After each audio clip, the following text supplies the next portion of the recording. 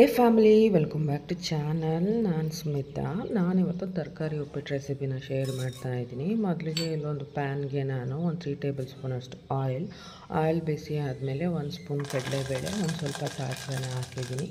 ಅದಾದಮೇಲೆ ಫ್ರೆಶ್ ಕರ್ಬೇವಿನ ಸೊಪ್ಪನ್ನ ಸೇರಿಸಿದ್ದೀನಿ. ಸೊ ಖಾರಕ್ಕೆ ಎಷ್ಟು ಬೇಕು ಅಷ್ಟು ಹಸಿಮೆಣಸಿನ್ಕಾಯಿನ ಕೂಡ ಕಟ್ ಮಾಡಿ ಸೇರಿಸಿದ್ದೀನಿ. ಸೊ ಹಸಿಮೆಣಸಿನ್ಕಾಯಿ ಒಂದು 5 ಸೆಕೆಂಡ್ಸ್ ಫ್ರೈ ಆದಮೇಲೆ ಕಟ್ ಮಾಡ್ಕೊಂಡಿರೋಂಥ ಈರುಳ್ಳಿನ ಹಾಕ್ತಾಯಿದ್ದೀನಿ. ಇಲ್ಲಿ ಮೀಡಿಯಮ್ ಸೈಜ್ದು 2 ಈರುಳ್ಳಿನ ತೊಗೊಂಡಿದ್ದೀನಿ. ಸೊ ಈರುಳ್ಳಿ ಸ್ವಲ್ಪ ಕಲರ್ ಚೇಂಜ್ ಆದಮೇಲೆ ಮಿಕ್ಕಿರೋದನ್ನು ಆ್ಯಡ್ ಮಾಡ್ಕೋಬೇಕು.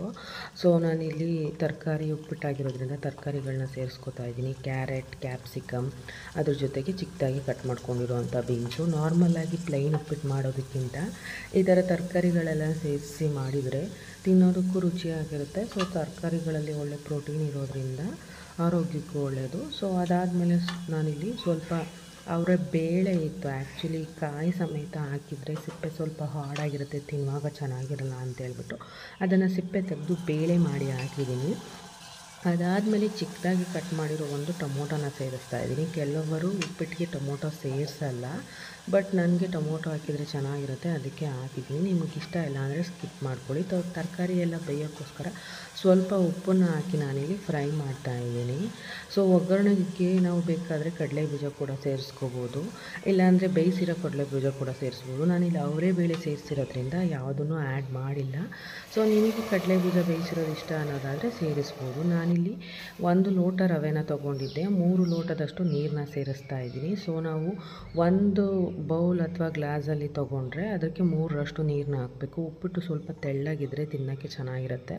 ಸೊ ನೀರು ಮಾಡಿ ಆದಮೇಲೆ ಸೊ ಎಷ್ಟು ರುಚಿಗೆ ಬೇಕು ಅಷ್ಟು ಉಪ್ಪನ್ನ ಸೇರಿಸಿ ಮಿಕ್ಸ್ ಮಾಡಿಕೊಂಡು ರುಚಿ ನೋಡ್ಕೊಳ್ಳಿ. ಸೊ ನೀರು ಚೆನ್ನಾಗಿ ಮಳ್ಳಬೇಕು, ತರಕಾರಿ ಕೂಡ ಚೆನ್ನಾಗಿ ಬೇಯಬೇಕು.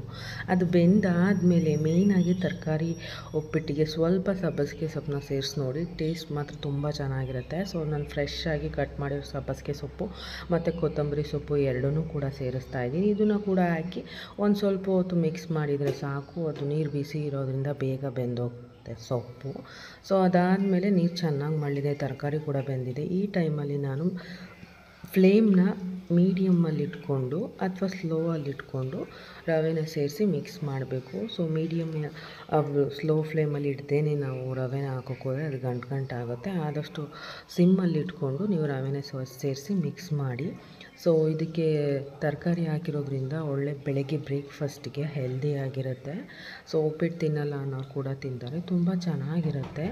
ಸೊ ವಾರದಲ್ಲಿ ಒಂದ್ಸಲನಾದರೂ ಉಪ್ಪಿಟ್ಟನ್ನ ಮಾಡ್ಕೊತೀನಿ. ಜಿಮ್ ಹೋಗೋರು, ಡಯಟ್ ಮಾಡೋರೆಲ್ಲ ಉಪ್ಪಿಟ್ಟು ತಿನ್ನೋದಕ್ಕೆ ಏನು ಪ್ರಾಬ್ಲಮ್ ಇಲ್ಲ, ತುಂಬ ಚೆನ್ನಾಗಿ ತಿನ್ಬೋದು. ಸೊ ನೋಡ್ಬೋದು ನಾನು ಹಾಕಿರೋ ನೀರು ಕನ್ಸಿಸ್ಟೆನ್ಸಿಗೆ ಉಪ್ಪಿಟ್ಟು ಎಷ್ಟು ಹದವಾಗಿ ಬಂದಿದೆ ಅಂತೇಳ್ಬಿಟ್ಟು. ಉಪ್ಪಿಟ್ಟು ಈ ಥರ ಇದ್ರೇ ತಿನ್ನೋಕ್ಕೆ ಚೆನ್ನಾಗಿರುತ್ತೆ. ತುಂಬ ಗಟ್ಟಿಯಾಗಿ ಉದುರಾಗಿದ್ದರೆ ರವೆ ಉಪ್ಪಿಟ್ಟು ತಿನ್ನೋಕ್ಕೆ ಕಷ್ಟ ಆಗುತ್ತೆ. ಅಕ್ಕಿ ಉಪ್ಪಿಟ್ಟಾದರೆ ಬೇಕಾದರೆ ಉದುರಾಗಿದ್ದರೆ ತಿನ್ನೋಕ್ಕೆ ಚೆನ್ನಾಗಿರುತ್ತೆ, ಬಟ್ ರವೆ ಉಪ್ಪಿಟ್ಟು ಈ ಕನ್ಸಿಸ್ಟೆನ್ಸಿಲೇ ಇರಬೇಕು.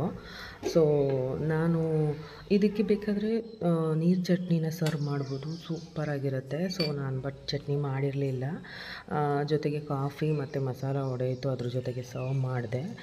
ವಿಡಿಯೋ ಇಷ್ಟ ಆದರೆ ಪ್ಲೀಸ್ ಸಬ್ಸ್ಕ್ರೈಬ್ ಮಾಡಿಕೊಂಡು ನೋಡಿ, ಸಪೋರ್ಟ್ ಮಾಡಿ. Thanks for watching, keep supporting me.